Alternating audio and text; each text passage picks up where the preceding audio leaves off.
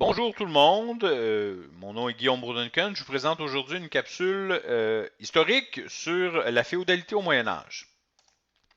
Donc, essentiellement, on va parler de la société féodale. C'est déterminant, la féodalité. Ça se développe au tournant de l'an 1000 et on va essayer de comprendre ses composantes et à quel point elle a marqué l'histoire. Euh, D'abord, on va commencer par définir, si vous le permettez, ce qu'est la féodalité. La féodalité, c'est un système d'organisation sociale fondé sur des relations de fidélité qui domine l'Europe au bas Moyen Âge. Ça se développe ça au tournant de l'an 1000 et ça va durer pour le reste du Moyen Âge jusqu'en 1453 et même au-delà, jusqu'à la Révolution française, on retrouve des traces de féodalité en Europe, même là dans certains pays au-delà de ça, très tardivement jusqu'en en Russie et aussi même au Canada. Donc, une organisation fondée sur des relations de fidélité, des relations personnelles. On s'en souvient, la féodalité arrive au tournant de l'an 1000 pour répondre à un besoin, à un vacuum. Ce vacuum-là, c'est quoi? On se souvient un petit peu du Haut Moyen Âge, une période instable.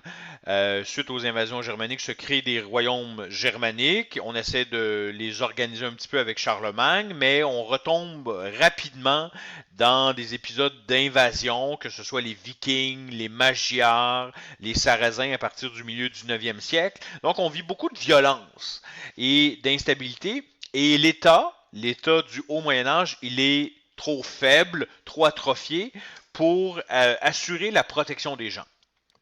Donc, qu'est-ce qui se passe? Les gens essaient euh, de régler leurs problèmes par eux-mêmes et la nature a horreur du vide. Donc, si l'État n'est pas capable de faire sa job, ils vont se tourner vers ceux qui détiennent le pouvoir et qui vont pouvoir de facto les protéger. Et j'ai nommé les seigneurs. Les seigneurs, ce sont les personnes qui détiennent les terres, donc ce sont les propriétaires terriens. Euh, Ces seigneurs-là sont d'une certaine manière les héritiers des comtes de l'Empire carolingien de Charlemagne. Hein, Charlemagne leur a donné des pouvoirs, ils les ont conservés et ils ont passablement d'influence au tournant de l'an 1000.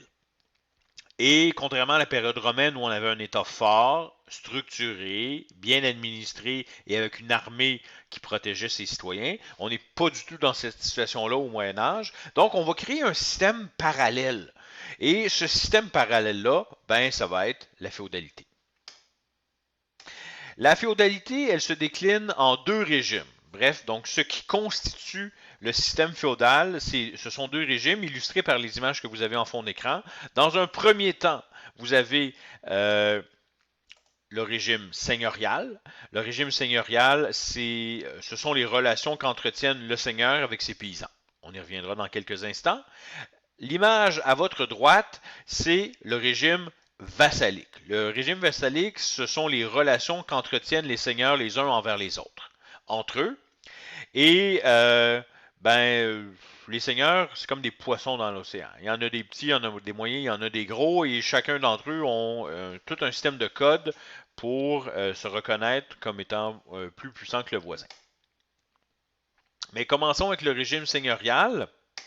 Donc, je le rappelle, le régime seigneurial régit les relations entre seigneurs et paysans. On est dans un monde, le terreau où tout ça se déploie, ce sont les seigneuries. Ce sont des grandes propriétés terriennes. Parfois, on peut prendre des jours de marche pour passer à travers une seigneurie. On y retrouve des villages, des terres agricoles, des forêts. Donc, c'est quand même des grandes étendues. Hein. Pas toutes, mais elles sont de grosseur variable. Mais on parle de grandes terres, de grands espaces. La seigneurie, elle est traditionnellement divisée en deux parties. La première de ces parties-là, c'est la réserve seigneuriale. Le nom le dit. La réserve seigneuriale, ce sont des terres que se réserve le seigneur.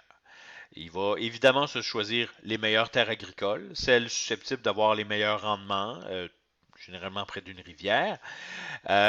Il ne va pas se salir les mains à les cultiver. Ce sont ces paysans qui vont faire ça pour lui. J'y reviens dans quelques instants. Ensuite de ça, le reste de la seigneurie est structuré en tenures. Que sont des tenures? Ce sont des lopins de terre que le seigneur va concéder. Pour prendre des termes un peu plus modernes, on dira du seigneur qu'il est un peu comme un propriétaire, hein, quelqu'un qui a un bloc appartement. Donc, le seigneur va louer ses terres à des paysans qui n'en seront jamais les propriétaires, mais même s'ils vont essentiellement passer leur vie là, de génération en génération même. Mais ils vont toujours être locataires chez eux. Et ben, ces tenures-là, ben, ils sont d'état variable. Certains sont en bon état, d'autres sont un petit peu maganés. Hein, et donc, certains tenanciers, comme ça qu'on les appelle, vont devoir couper des arbres, dessoucher la terre, enlever les roches pour enfin pouvoir cultiver la terre. On est dans une relation dans le régime seigneurial un petit peu contractuelle, pour prendre encore des termes modernes, sans que ce soit écrit. Il y a oralement, tacitement, il y a tout un système de droits et d'obligations qui s'applique entre seigneurs et paysans. Pour faire simple, les obligations sont à peu près toutes pour les paysans et les droits, c'est à peu près que le seigneur qui en jouit. Le seul droit des paysans, essentiellement, c'est la protection du seigneur, qui est un concept assez élastique. Bon, qui sont-ils ces paysans-là? Il y en a deux types. Le premier type de paysans, l'écrasante majorité de la paysannerie, ce sont des serfs. Des serfs, ce sont des gens qui vivent une situation de servitude.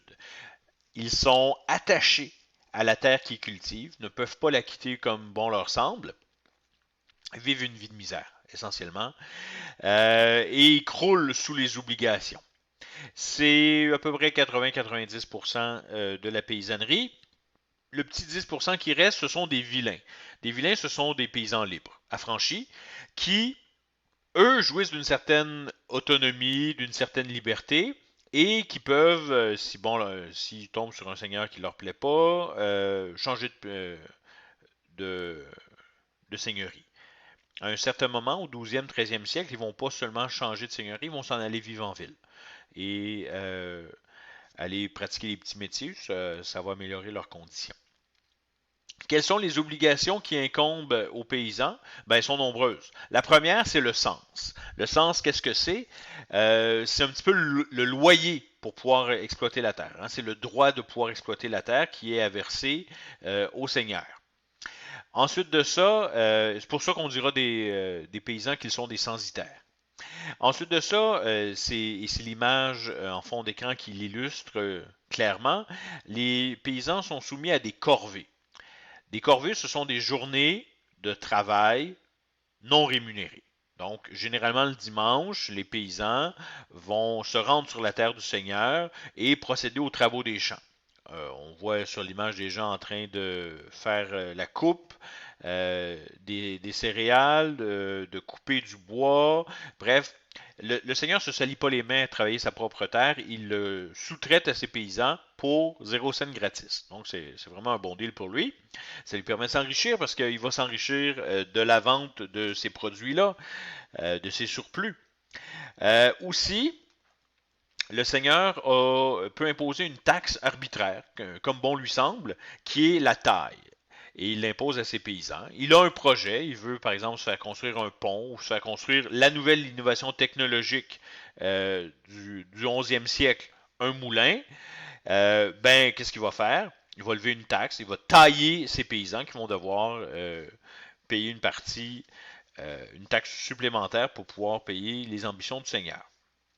Donc, vous voyez que les paysans, pas riches, travaillent tout le temps. Il y a une autre obligation qui leur tombe dessus. Les seigneurs, quant à eux, ben, certains sont riches, d'autres sont puissants. Hein, leur situation varie. Ils jouissent du droit du ban. Qu'est-ce que c'est le droit du ban? C'est le droit de punir, le droit de bannir. Essentiellement, ce sont les attributs que Charlemagne avait donnés à ses seigneurs au Moyen-Âge durant la Renaissance carolingienne.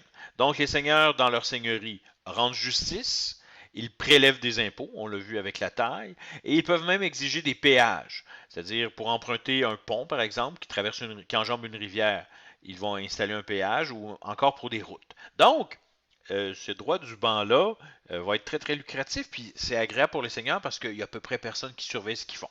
Donc, clairement, ils vont pouvoir faire la pluie et le beau temps dans leur seigneurie. Aussi, les seigneurs jouissent de certains monopoles.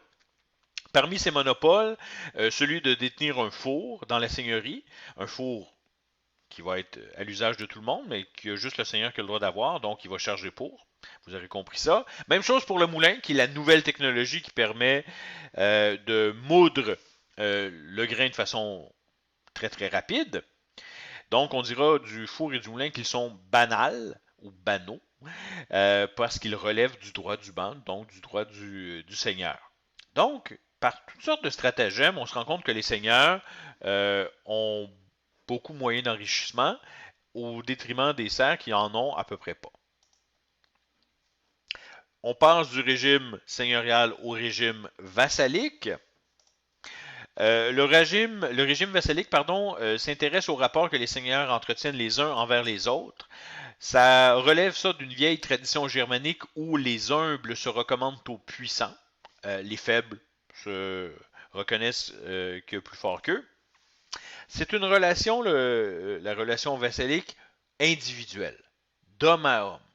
Un seigneur se recommande à un autre seigneur. S'il y en a un des deux qui meurt, ben, il va falloir que la relation soit réactivée d'une certaine manière par le successeur d'une des deux parties.